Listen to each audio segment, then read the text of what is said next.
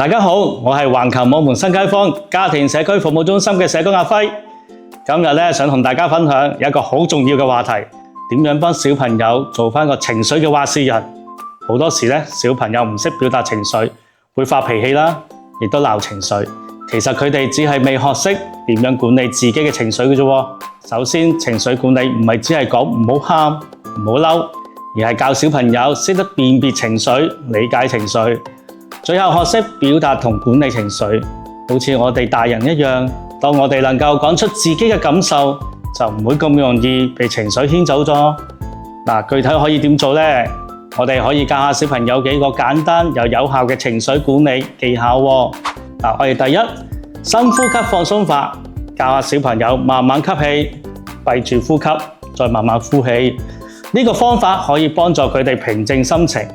第二咯，快樂轉移法，鼓勵小朋友做自己中意做嘅事，例如聽下音樂啊，畫下畫，轉移注意力，心情自然會好啲啦。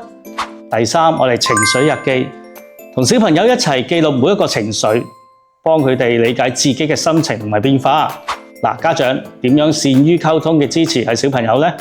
情緒管理呢，唔止係技巧，仲關乎於溝通。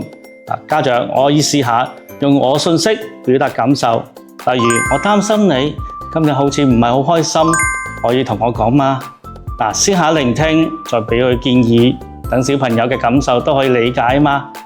避免標籤批評，例如唔好講你成日都係咁嘅，改為具體指出問題。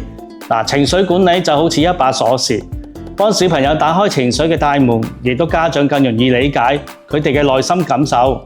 記住，一句溫暖嘅說話，一個內心嘅聆聽，已經可以為咗小朋友帶來好大嘅支持。如果大家有任何關於情緒嘅管理同埋家庭溝通嘅疑問，都可以尋求專業支援。希望每一位家長同小朋友都可以一齊學識做情緒嘅話事人，過得更開心、更自在。多謝大家收看，下次再見，拜拜。